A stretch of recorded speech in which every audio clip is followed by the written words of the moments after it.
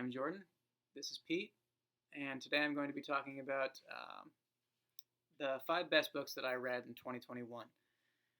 A couple of notes. First of all, I'm not going to be talking about any of the books I reread this year, so there will be no Shakespeare here. It just didn't seem fair. I'm also not going to mention the Bible, which I read the King James Bible in 2021, and certainly that would be on this list, and it would probably top the list, but I'm not going to count it because I have a hard time thinking of that as anything other than a collection of very distinct books rather than any kind of cohesive single work on its own. So putting that aside, these are my five favorite books that I read this year. I talked about several of these recently on my channel, or just over the last year I've talked about them, so there's going to be, I don't think, a whole lot new here. But I just thought it would be nice to do kind of a little overview, at least for my own sake. So coming in at number 5 is a book that I saw on Kelly's channel, Books I'm Not Reading, when she was talking about the Pulitzer Prize novels. She has read every single Pulitzer Prize winner, and this was on her list of one of the best, and that's Andersonville by Cantor, which is a historical fiction novel about the famous Andersonville prisoner of war camp during the American Civil War. And I thought it was fantastic, even if you're not interested in the subject, even if you don't like historical fiction. I think this book is very rewarding. First of all, because it's written beautifully. It reminded me a lot of Faulkner at his best, but also just the scope of it, the number of characters that are covered here, and the time period that's covered, and the way Cantor was able to create such well-rounded characters and such an interesting web of their relationships to each other, I thought was very, very engaging. I loved this book.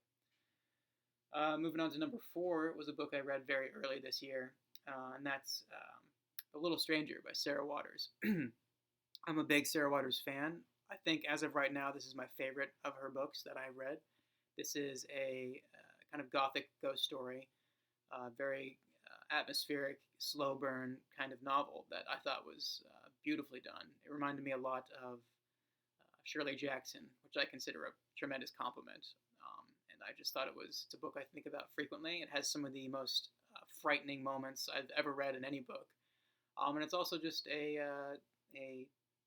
very complex psychological novel, I think. So that's coming in at number 4. Number 3 is a nonfiction book. That is Son of the Morning Star by Evan S. Connell. This was a book that was recommended to me directly by Steve Donahue. This is about George Custer and his famous Last Stand. And it's written in a very unconventional way for nonfiction, as far as I can tell. Again, I'm quite new to nonfiction. I really only delved into it this year.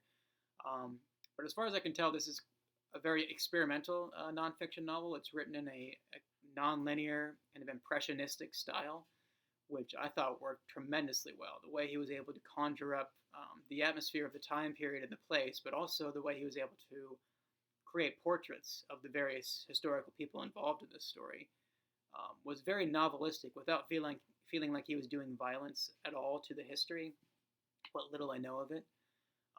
And I just thought it was incredible. Certainly one of the biggest surprises of the year. So yeah, Son of the Morning Star by Evan S. Connell. I highly recommend it if you're interested in the subject matter. Number 2 is another book I read very early this year, and that's The Faerie Queene by Edmund Spenser, which is a massive, epic Elizabethan poem. I talked about this recently on my channel. I talked about it a while back after I had kind of just read it. It is just a beautiful, sprawling, dense, but very, very fun kind of epic fantasy poem. I talked about it in relation to Orlando Furioso, which I love. I don't think it's quite on that level, but certainly the language it's Elizabethan, so of course it's going to be more ornate and arguably more gorgeous. Of course, I don't know Orlando Furioso in the original, but for this, as an English speaker, this was a thrilling read and a lot of fun.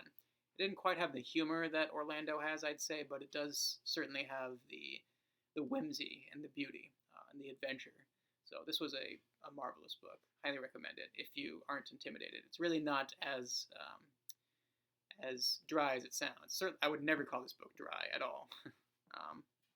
And then number 1 is a book I've mentioned several times, and that's A History of Christianity, The First 3,000 Years by Diarmaid, MacCulloch, which is, of course, another nonfiction book, and this just blew me away. I think I read this in early summer, and I've been thinking about it ever since. I was very, very much enveloped in it as I was reading it. And it's just a massive, comprehensive history of Christianity. The reason it's called the first 3,000 years, I think there are two reasons. First of all, it begins with kind of the beginning of Judaism, which is fair if you're talking about Christianity, but it also, I think, is hinting at the idea that Christianity will certainly continue far into the future. I think that's fair to say, and I think this book hints at that. But really, it's just a respectful but also secular look at arguably the most influential movement in human history. And I just thought it was endlessly fascinating. So, highly, highly recommended if you're at all interested in the subject. And it was not dry. Like, I read other nonfiction books this year that, while I was interested in the subject matter, I thought the writing was quite dry. That's not the case here. This book was written in a very, very engaging way, without feeling like you were being talked down to.